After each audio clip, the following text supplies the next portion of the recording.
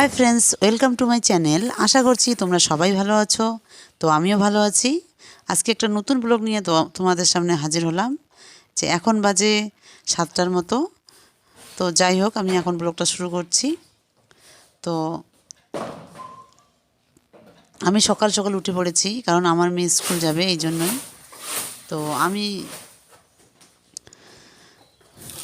তো আমি একটু আগেই উঠেছি, 6:30টার দিকে। তো তো আমি সব কাজকর্ম গুছিয়ে নিয়ে তারপর আমি মেয়েকে তুলি। আমি ওকে 7:30টার দিকে তুলি। তো এইদিকে আমি ঘরটা ঝাড় দিয়ে নিই আগে, নিয়ে তারপর রান্নাঘরে চলে যাই। তো ঘরটা ঝাড় দিয়ে রাত্রিবেলা আমার ঝাড় দিয়ে ঘুমাই। তো যাই হোক, সকালবেলা তবুও ঝাড় দিতে হয়, নোংরা হয়ে যায়। তো আমি ঝাড় দিয়ে রান্নাঘরে যাব, দেখব রান্নাঘরে কী কী আছে কি নাই। আমি রেডি করে রেখেছি, তবুও। তো আগে আমি ভাতটা বসিয়ে দেব। তো ভাত বসিয়ে দিয়ে তারপর আমি ওর জন্য টিফিন বানাবো। তো ওর টিফিন বানাতে সেরকম সময় লাগে না আমার। তো আমি এই কাজগুলো 1 ঘন্টার মধ্যেই সব শেষ করে নেব, কারণ আমার 7টা থেকে 8টা পর্যন্ত হাতে সময় থাকে। এর মধ্যে আমি যা করার করে নেই, তারপর ওকে গাড়িতে তুলে দিয়ে আসি। তো আমি রান্নাঘরে চলে আসলাম। তো এদিকে প্রেসারে আমি চালটা ধুয়ে দিয়েছি। তো আমি সিটি দিয়ে নেব। আর সবজি রাতের সবজি আছে একটু। তো আমি ডিম দিয়ে ওকে এখন আমি ডিম করে ওকে খাইয়ে দেব। তো এদিকে আমি রাত্রিবেলা যে বাসি দুধটা আছে সেটা আগে জাল দিয়ে নিচ্ছি, না হলে নষ্ট হয়ে যাবে। তো ডিসেম্বরে এত ঠান্ডা ছিল না, কিন্তু জানুয়ারি মাস পড়তেই ঠান্ডাটা পড়ে গেছে। আর আমারও একটু ঠান্ডাটা লেগেছে। আমার গলাটা কেমন ভাঙা ভাঙা আসছে, মানে ঠান্ডা লাগার কারণে। তো সকালবেলা উঠতে ইচ্ছা করে না ঠান্ডার জন্য, কিন্তু মেয়ের জন্য তো উঠতেই হবে। আর ঠান্ডার দিনে সকালে উঠে যদি পানি হাতাই তাহলে খুব হাঁচি আসে। তো যাই হোক, কিছু করার নেই, মায়েদের তো উঠতেই হবে। তো এদিকে আমি একটু গরম পানি করে নিচ্ছি, কারণ ঠান্ডা আসলেই আমরা সবাই গরম পানি খাই। তো এই যে ঘর অন্ধকার পুরো, আমি লাইটটা দিলাম আমার মেয়ের ড্রেস নেওয়ার জন্য। আমি ওর ড্রেস সব চেয়ারে রেখে দেবো, কারণ ও ওঠার পর আর আমি কিছু করতে পারবো না। ওকেই রেডি করাবো, ভাত খাওয়াবো, দিয়ে ওকে দিয়ে আসবো। তো যাই হোক, আগেই সব রেডি করে নিচ্ছি।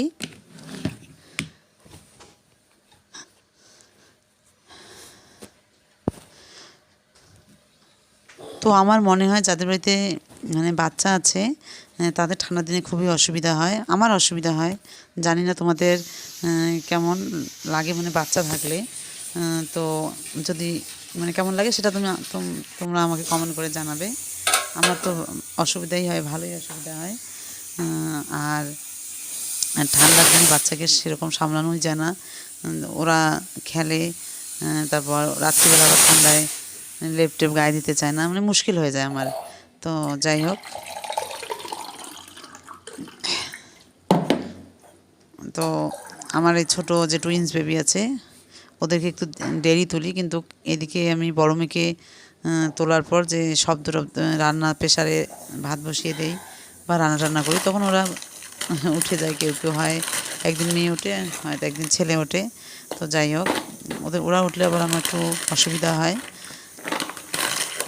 আর কোনো দিন আমার হাজব্যান্ড চলে যায় কাজে, আর কোনো দিন আমার হাজব্যান্ড বাড়িতে থাকে। আমার হাজব্যান্ড বাড়িতে থাকলে অসুবিধা হয় না, কিন্তু যদি চলে যায় তাহলে আমার খুব অসুবিধা হয়ে যায়। আলিয়াকে রেডি করানো, তারপর ওকে সামলানো, মানে মুশকিল হয়ে যায়। তো যাই হোক, এদিকে আমি মোটামুটি কাজগুলো গুছিয়ে নিচ্ছি। তো ওকে এবার তুলবো আমি, কারণ অলরেডি 7:30 বেজেই গেছে, আর হাতে সেরকম সময় নেই। তো ওই যে দেখতে পাচ্ছ যে ব্যাগটা, ওদের ব্যাগটা অনেক ভারী, আর অনেক বই নিয়ে যেতে হয়। ওই জন্য ট্রলি ব্যাগ নেওয়া হয়েছে। ট্রলি ব্যাগে ওর সুবিধা হয়, মানে যখন নামিয়ে দেয় রাস্তায়, তখন ও যদি কেউ না যাই আমরা, তাহলে ও একাই আসতে পারে, মানে ব্যাগটা তুলতে হয় না। ওই জন্যই ট্রলি ব্যাগটা এনে দিয়েছি। তো এদিকে আমি প্রতিদিন ওর স্কুলের বোতলটাকে একটু মানে গরম পানি দিয়ে ফুটিয়ে নেই, কারণ নোংরা থাকতে পারে এই জন্যই। তো তারপর আবার নতুন করে পানি দিয়ে দেই। আর ঠান্ডার দিনে বাচ্চাগুলো পানি খেতে চায় না, এটাই একটা সমস্যা। তো আমি ওকে বারবার বলি যে খাবে, তাহলে শরীর খারাপ হবে না। ও খেতে চায় না, ওর শরীরটা খুব মানে ঠান্ডার দিনেই খারাপ হয়ে যায়, সর্দি লাগে, এটা হয় ওটা হয়। তো যাই হোক, আমি ওকে বলি। তো আচ্ছা দেখ,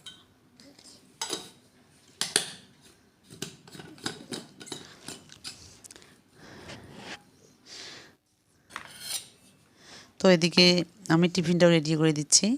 তো আজকে সেরকম কিছু টিফিন দেব না, কালকে ছোলা দিয়েছি আর বিস্কুট দিয়েছি, তো ছোলাটা একদম খাইনি। তো আজকে বললাম যে কী দেবো, তো বললো যে অরেঞ্জ দেবো। আর আমি ওকে জিজ্ঞাসা করি রাত্রিবেলা যে কী দেবো, কারণ যদি ওকে না জিজ্ঞাসা করি তখন বলবে মাম্মি তুমি আমাকে এটা কেন দিয়েছো, আমি খাবো না, এই মানে নানান রকম কথা। তো যাই হোক, ওকে বলেই দেই। তো আজকে আমি অরেঞ্জটা দিয়ে দিলাম আর দুটো চকলেট দিয়ে দিলাম।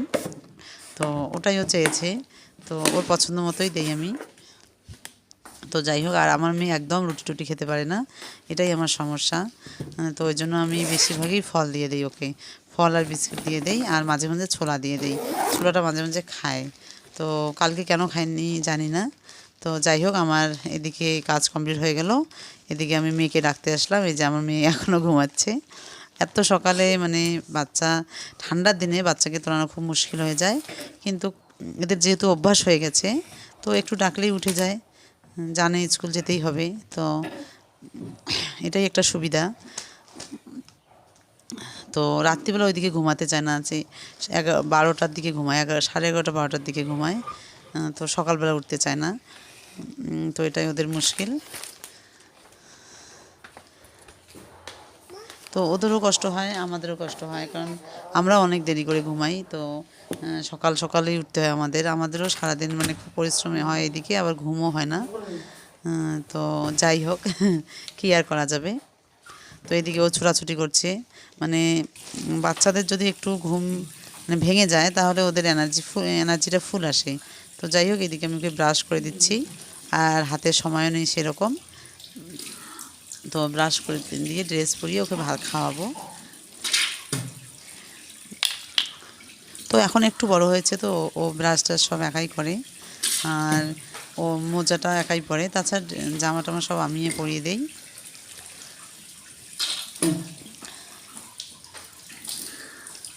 তো এখন ঠান্ডার দিনে পানিগুলো এতই ঠান্ডা যে ও মুখ ধুচ্ছে, আমারই ভয় লাগছে যে এত ঠান্ডা। আর ও বলছে মাম্মি আমার খুব প্রচণ্ড ঠান্ডা লাগছে। তো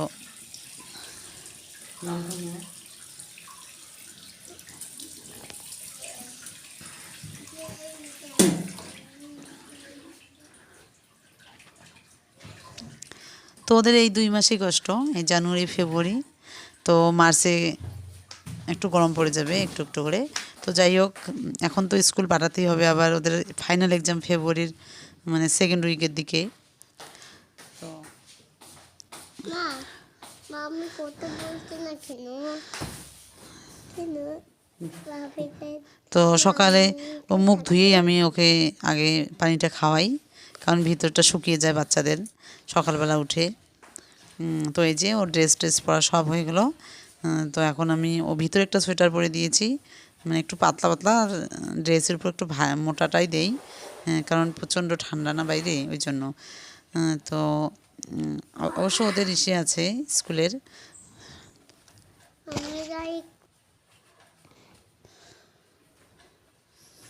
তো ঠান্ডার দিনে স্কুল যাওয়ার সময় অনেক ড্রেস পরতে হয়, মানে বাচ্চারা ভারী হয়ে যায় প্রচণ্ড। তো ওদেরও একটু কষ্ট হয়, কারণ ওরা সবসময় হালকা পাতলাই পছন্দ করে।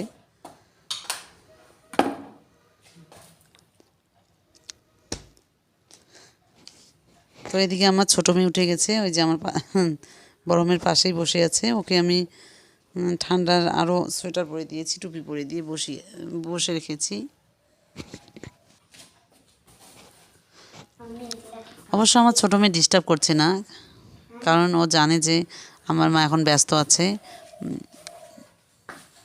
মানে ওর আমি বড় মেয়েকে সাজাচ্ছি, ও দেখছে, কারণ ও জানে যে এখন স্কুলে যাবে ওর দিদি।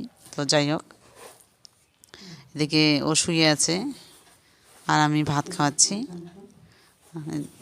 তো আমার ভাত খাওয়া শেষ হয়ে গেছে। এখন ওকে যে স্কুলে যে ওদের একটা কোড দিয়েছে, ওই যে ওটাই পড়াচ্ছি, কারণ ওটা পড়তেই হবে, মাস্ট।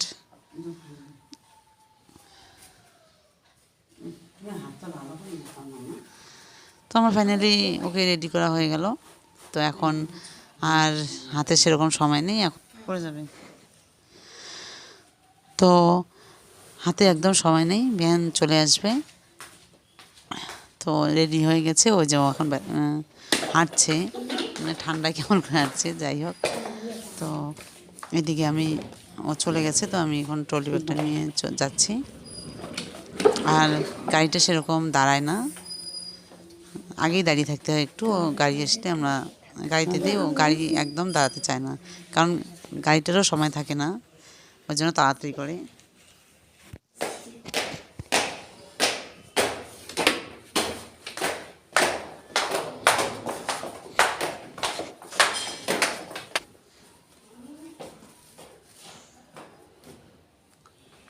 তো এদিকে খালা চলে এসছে, মানে খালা এক্ষুনি আসলো। আমারও সুবিধা হলো, কারণ খালাকে রেখে আমি গেলাম, কারণ আমার ছোটো মেয়ে উঠেছে। তো খালা ঘরে আছে, আমি ওকে রাখার জন্য রাস্তায় আসলাম। এই যে আমাদের বাড়ি থেকে অল্প একটু রাস্তা। তো আমরা মা মেয়ে দাঁড়িয়ে আছি। তো ফাইনালি গাড়িটা চলে আসলো।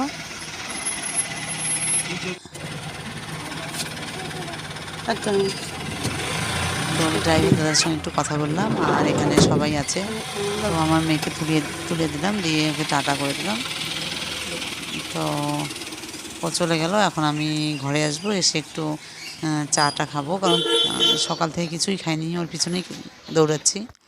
তো যাই হোক, ও চলে গেল। তো আসার সময় একটু বাড়ির সামনে রোদ উঠেছে, তো আমি ভাবলাম যে এখানে একটু দাঁড়িয়ে থাকি। তো এখানে একটু দাঁড়িয়ে আছি রোদের জন্য। তো যাই হোক,